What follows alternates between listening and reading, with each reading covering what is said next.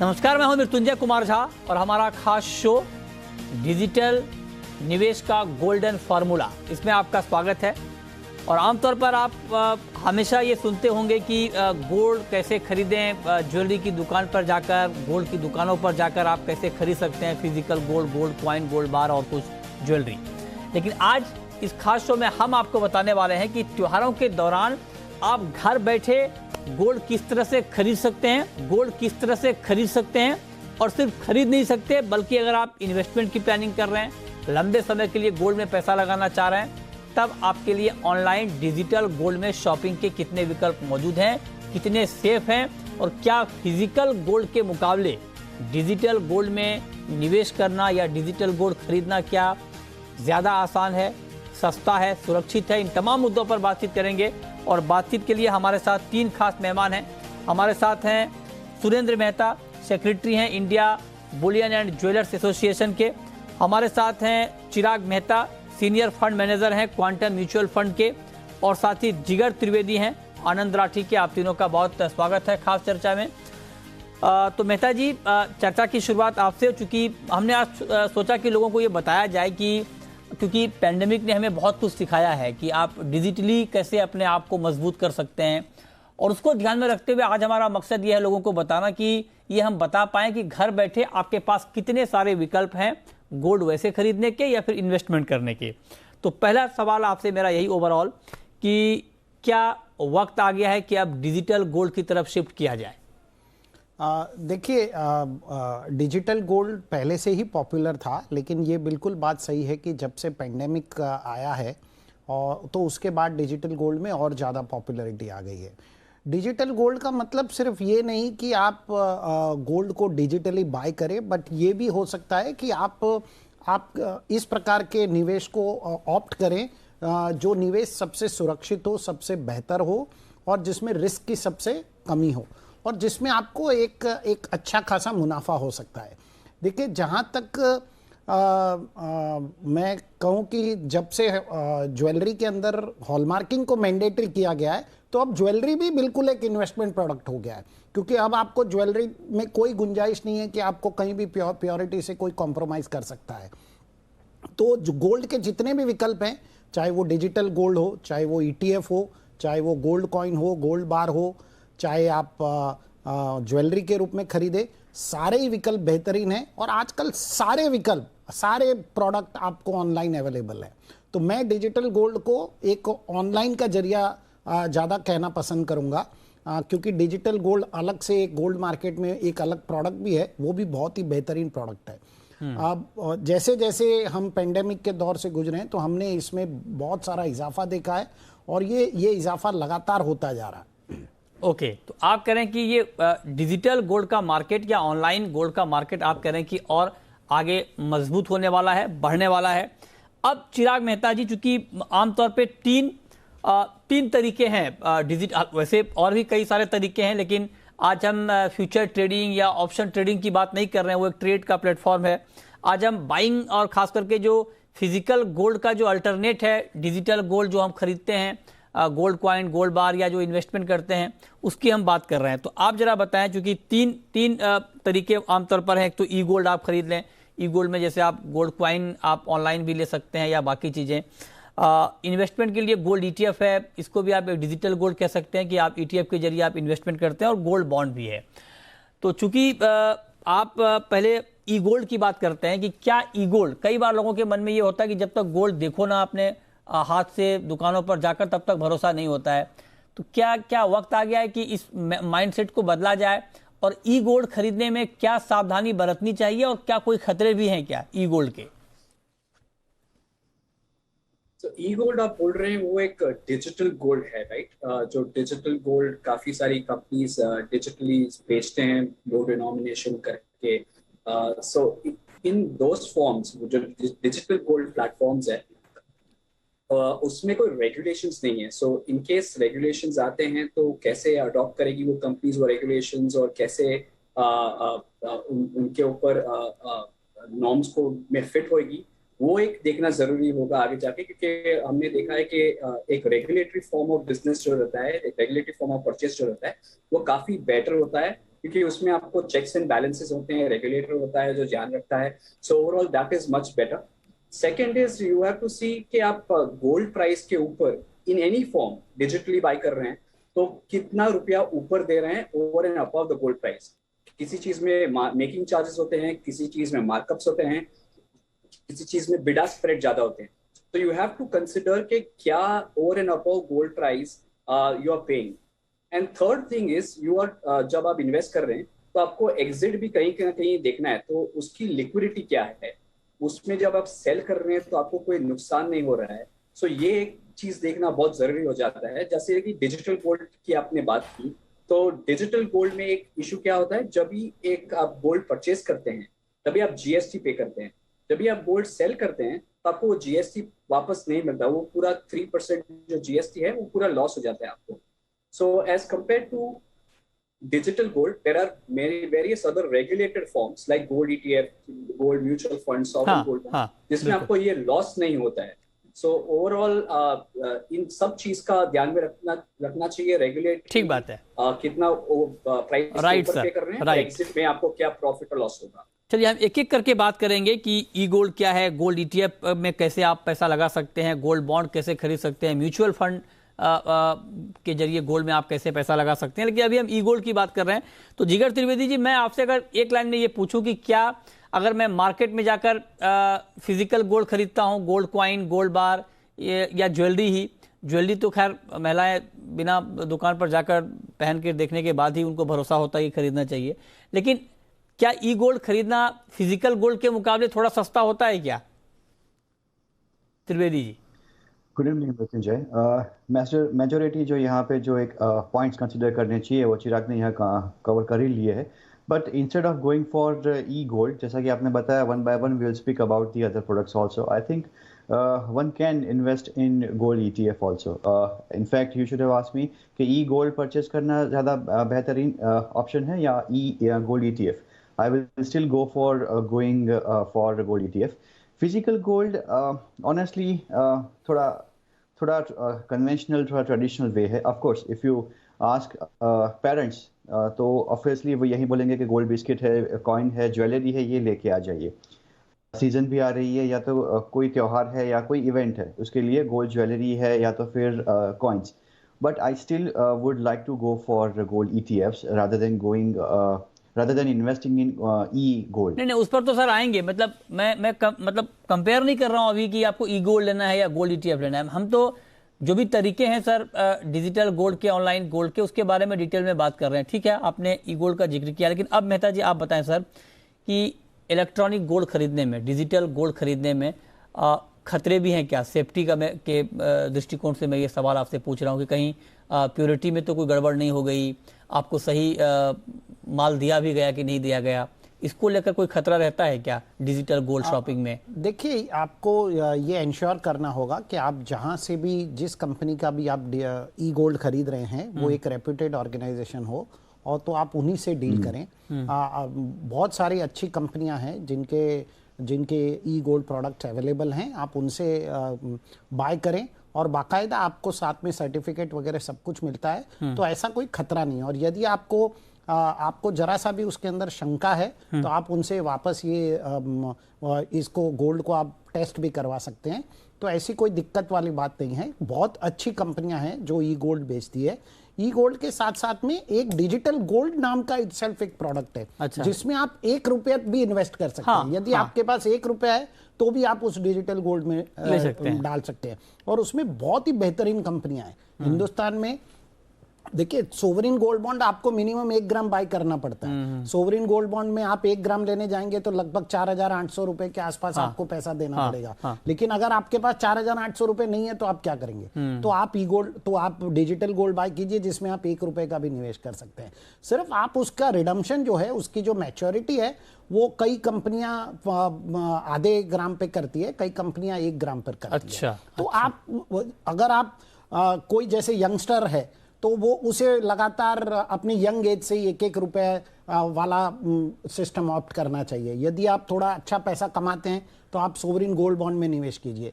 ETF को मैं अच्छा निवेश भारत में नहीं मानता, क्योंकि ईटीएफ में आप 3% जीएसटी देते हैं। हाँ, और हाँ। ईटीएफ आपके पास नहीं रहता। हाँ, उस पर सर, हाँ, उस पर मैं आऊंगा, लेकिन ये जो आपने बात कही बहुत महत्वपूर्ण कि ई गोल्ड आप 1 रुपए से भी खरीद सकते हैं। टैक्स का कैलकुलेशन क्या होता है सर ई गोल्ड लेने में, और जो फिजिकल गोल्ड लेते हैं जीएसटी का क्या कैलकुलेशन होता है ई गोल्ड में? और नहीं, दोनों में टैक्स का कैलकुलेशन सेम ही है। दोनों में आपको कैपिटल गेन लगेगा ही। अच्छा। सिर्फ सोवरिन गोल्ड बॉन्ड एक ऐसा विकल्प है, उसमें नहीं लगेगा, जिसमें आप जब सोवरिन गोल्ड बॉन्ड को रिडम्पशन करते हैं, मैच्योरिटी पीरियड जब उसका होता है, तो उसमें कैपिटल गेन टैक्स नहीं लगता। वरना हर प्रोडक्ट में, इवन ईटीएफ में भी आपको कैपिटल गेन देना पड़ता। ठीक है, तो ये बात हो गई। ये तो बात हो गई ई गोल्ड की। अब दूसरा मसला है गोल्ड ईटीएफ का, कि ये तो मतलब ई गोल्ड का मकसद ये है कि जो लोग फिजिकल जाकर दुकानों पर नहीं खरीद पा रहे हैं गोल्ड, मान लीजिए गोल्ड कॉइन खरीदना है, गोल्ड बार खरीदना है, उनके लिए एक विकल्प है कि आप ई गोल्ड के जरिए भी जा सकते हैं, या फिर इन्वेस्टमेंट करना है तो आप डिजिटल गोल्ड में धीरे धीरे कर पैसा लगाएं एक एसआईपी के तौर पर, और बाद में आप इकट्ठा उसको रिडम्पशन करा सकते हैं। लेकिन अब अगर आपकी प्लानिंग है कि इन्वेस्ट किया जाए, तो इन्वेस्ट में भी कई बार लोग ये होता है कि गोल्ड के दाम कम हो गए, जैसे अभी ऑल टाइम हाई से 10,000 रुपए कम है गोल्ड के दाम, तो बहुत सारे लोगों के मन में होता है कि चलो फिजिकल गोल्ड लेके रख लेते हैं। उसके मुकाबले अगर डिजिटल गोल्ड या फिर डिजिटल तरीका अपनाया जाए तो गोल्ड ईटीएफ, मैं इस पर आपसे पूछना चाहता हूं चिराग मेहता जी कि क्या गोल्ड ईटीएफ अच्छा प्रोडक्ट है? पहले तो इसके बारे में डिटेल में समझाएं कि जो लोग गोल्ड ईटीएफ में पैसा लगाना चाहते हैं इसके जरिए गोल्ड में, क्या ये सेफ तरीका है, अच्छा तरीका है, कैसे इसमें कर सकते हैं, गोल्ड ईटीएफ में पैसा लगा सकते हैं? जी, गोल्ड ईटीएफ एक काफी सेफ इंस्ट्रूमेंट है, एक वेल रेगुलेटेड, जो सेबी रेगुलेटर है उसके अंदर आता है, म्यूचुअल फंड सेबी के अंदर रेगुलेटेड है। सो गोल्ड ईटीएफ भी सेबी से रेगुलेटेड हो जाते हैं। सो ओवरऑल जो नॉर्म्स है सेबी के, ओवरऑल वो काफी स्ट्रॉन्ग है, काफी रोबस्ट है। सो फ्रॉम अ सेफ्टी परस्पेक्टिव कोई इश्यूज नहीं है। प्लस जो भी गोल्ड बाई करते हैं गोल्ड ईटीएफ्स, वो 24 कैरेट गोल्ड गिना जाता है।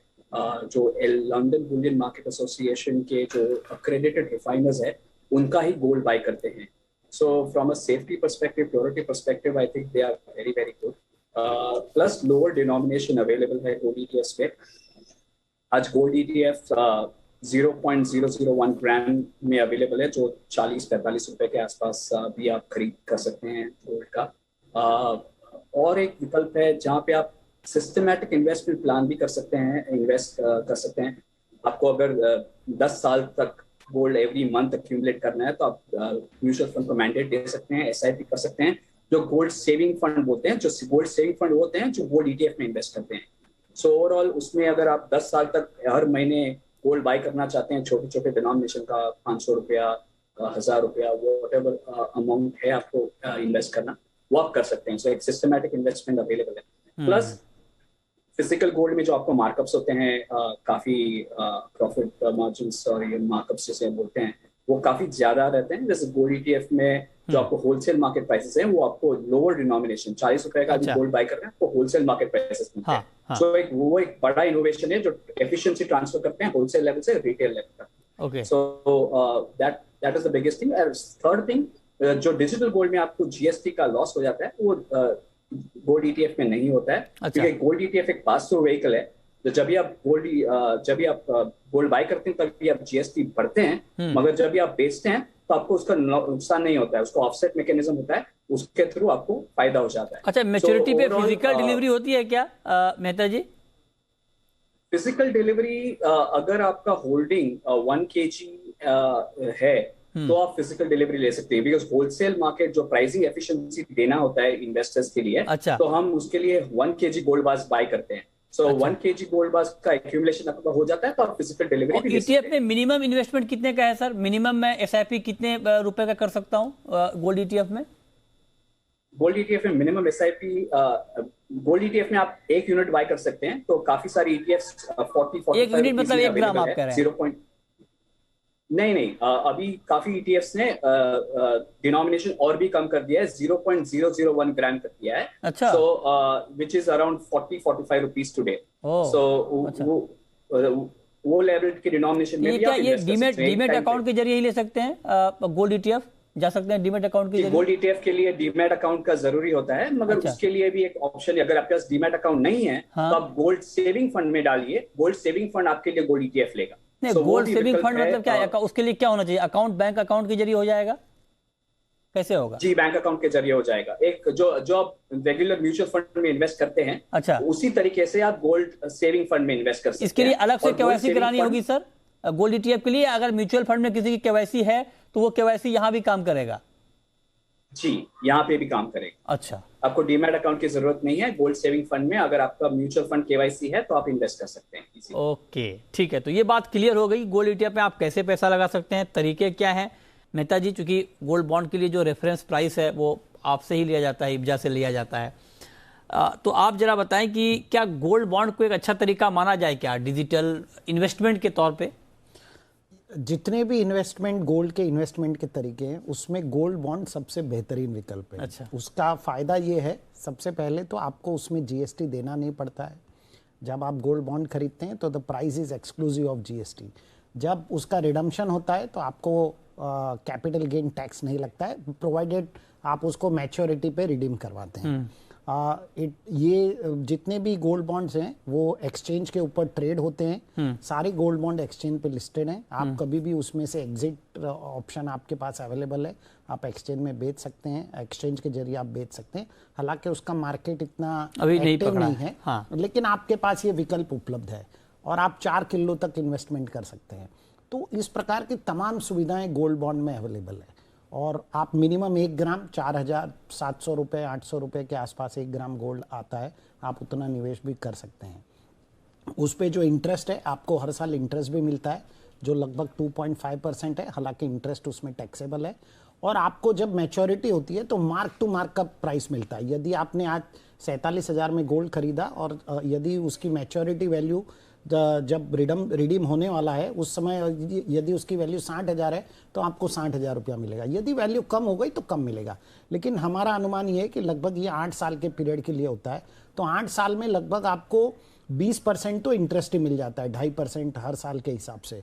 और एक एवरेज यदि आप देखें तो हमने एक पाया है कि 5 से 6% का गोल्ड एवरेज एनुअल रिटर्न देता है। तो 8 साल में लगभग 50% ये रिटर्न मिल जाता है। तो आपको ओवरऑल 70% तक रिटर्न तो लगभग अश्योर्ड तो नहीं कहा जा सकता, लेकिन आपको 70% जितना रिटर्न मिल जाता है।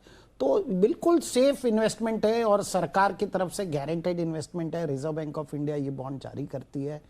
सबसे बेहतरीन विकल्प में सोवरिन गोल्ड। अच्छा, तो आप कह रहे हैं कि गोल्ड बॉन्ड में इन्वेस्टमेंट का सबसे बेहतरीन विकल्प है अगर आप डिजिटल इन्वेस्टमेंट की तरफ जाते हैं फिजिकल की जगह। जिगर त्रिवेदी जी, आप भी मानते हैं, आप भी यही मानते हैं? मेहता जी का कैलकुलेशन ये है कि अगर 5-6% भी ईयरली आपको मिलता है गोल्ड में रिटर्न तो भी आपको कुल मिलाकर 70% के आसपास मिलने की गुंजाइश होती है। अब ऊपर नीचे कुछ हो जाए, मार्केट है, कुछ कह नहीं सकते, लेकिन इतनी गुंजाइश बनती है, बसती है। और पिछले सालों का देखें तो 25-25% का रिटर्न अगर हर साल का मिले फिर तो वो कुछ कह ही नहीं सकते, छप्पर फाड़ मुनाफा मिलेगा। खैर वो अलग बात है। आप बताएं, क्या गोल्ड बॉन्ड भी एक अच्छा तरीका है क्या गोल्ड में पैसा लगाने का? जिगर त्रिवेदी जी। मृत्युंजय देखिए, इसमें 5 साल का लॉक इन पीरियड है एंड टेन्योर जो है वो 8 साल का है। तो ठीक है, अगर किसी ने ऑनलाइन परचेस किया है तो 50 रुपीज का डिस्काउंट भी रहेगा, जैसा कि इन्होंने बताया। 2.5% सेमी एनुअल इंटरेस्ट रेट भी है। बट जैसे कि मैंने सबसे पहले बोला कि आजकल जो हम यहाँ पे ट्रेंड देख रहे हैं that's towards gold ETF. Lock in नहीं है, कोई टेन्योर नहीं है, मिनिमम या मैक्सिमम पे कोई लिमिट नहीं है। So as compare to gold bond I will still go for gold ETFs. देखिए, इसमें 2.5% का इंटरेस्ट भी तो है सर गोल्ड बॉन्ड में। ईटीएफ में है क्या? टैक्सेबल है and that's taxable in case of gold bonds. अच्छा, तो आप कह रहे हैं कि ईटीएफ ज्यादा बेहतर है। चिराग मेहता जी, हालांकि आप तो ईटीएफ की नुमाइंदगी करते हैं, लेकिन मैं ईटीएफ और गोल्ड बॉन्ड को कंपेयर करके आपसे नहीं पूछ रहा हूं। मैं पूछ रहा हूं कि एज एन इंडिविजुअल आपको गोल्ड बॉन्ड कैसा प्रोडक्ट लगता है? खाली आप रिटर्न्स देख रहे हैं तो गोल्ड बॉन्ड को कोई मैच नहीं कर सकता। गोल्ड बॉन्ड के returns, given that interest over and above gold price appreciation देता है, तो आपको रिटर्न्स वहां पे ज्यादा मिलने वाला है। बट एज ए इन्वेस्टर आपको सब तरीके से ध्यान में रखना चाहिए कि ये इन्वेस्टमेंट पे और कोई रिस्क है कि नहीं है। तो फर्स्टली अगर आपको एग्जिट करना है, से गोल्ड प्राइसेस कल को डबल हो जाते हैं for example, just a theoretical example, तो अगर आपको एग्जिट करना है राइट। तो अगर आपको एग्जिट करना है और सबकी सोच यही है कि मेरे को एग्जिट करना है, तो ऐसे टाइम पे फंजिबिलिटी ना होने की वजह से गोल्ड बॉन्ड हमने देखा है कि काफी डिस्काउंट में ट्रेड होता है, और ऐसे टाइम पे जब ज्यादा सेलर्स आ जाएंगे तभी ज्यादा डिस्काउंट में ट्रेड होने की प्रोबेबिलिटी ज्यादा है। क्योंकि जब भी कोई भी मार्केट मेकर जंप इन होगा, हाँ। सेइंग मेरे को अगर इसको एग्जिट देना है, तो वो hedging cost, liquidity cost include करके प्राइसिंग करेगा, और ऐसे टाइम पे डिस्काउंट वाइड हो सकता है, और आपको जो इंटरेस्ट मिल रहा है that can get washed away. So overall दूसरा चीज, वो बैक बाय गोल्ड नहीं है, जैसे गोल्ड के बैक बाय गोल्ड। अच्छा, ठीक है, ये ठीक है सर, आपने बहुत महत्वपूर्ण बात कही है। तो मेहता जी, 2-1 से आप पीछे चल रहे हैं गोल्ड बॉन्ड पे दोनों कह रहे हैं कि गोल्ड ETF ज्यादा अच्छा विकल्प है, तो क्या मतलब कुछ ऐसा गूगली लास्ट में आप क्या बताएंगे जिससे लगे कि आप देखिए फंजिबिलिटी मार्केट में इतनी नहीं है, लेकिन मैं आपको ये बता दूं कि इतना कोई डिस्काउंट में भी नहीं बिकता। आपको 50 रुपए डिस्काउंट तो जब आप खरीदते हैं तभी आपको मिल जाता है, और एक्सचेंज पे लिस्टेड है। आप गोल्ड बॉन्ड बिकते जरूर हैं, ऐसा बिल्कुल नहीं है कि गोल्ड बॉन्ड नहीं बिकता है। और देखिए gold bond it is not backed by gold, लेकिन उसमें सरकार की सोवरेन गारंटी है। सोवरेन गारंटी बड़ी गारंटी है। अब आप किसी गोल्ड का ETF कंपनी पे ज्यादा भरोसा करेंगे या सरकार पे ज्यादा भरोसा करेंगे? तो मेरे ख्याल से सरकार पर ज्यादा भरोसा करना चाहिए, रिजर्व बैंक पर ज्यादा भरोसा कीजिए, फाइनेंस मिनिस्ट्री पर ज्यादा भरोसा कीजिए, और गोल्ड बॉन्ड सबसे बेहतरीन विकल्प है। लेकिन मैं एक बार और कहना चाहूंगा कि आजकल ज्वेलरी भी बहुत अच्छा विकल्प है, क्योंकि ज्वेलरी में अब हॉलमार्किंग के बाद में किसी प्रकार की प्योरिटी का कॉम्प्रोमाइज नहीं हो सकता। अगर आप आपके घर वालों को खुश रखना चाहते हैं तो ज्वेलरी में लगाइए, जरूर निवेश ज्वेलरी में लगाइए, तो गोल्ड के दाम कम भी हो जाएंगे तो घर वाले कंप्लेन नहीं करेंगे बिल्कुल, पहन के उसको कंपनसेट कर लेंगे। ठीक बात है, बहुत शुक्रिया मेहता जी आपका, दोनों मेहता जी का, और जिगर त्रिवेदी जी आपका भी हमारे साथ इस खास चर्चा में जुड़ने के लिए और बताने के लिए कि डिजिटल निवेश का गोल्डन फॉर्मूला क्या है।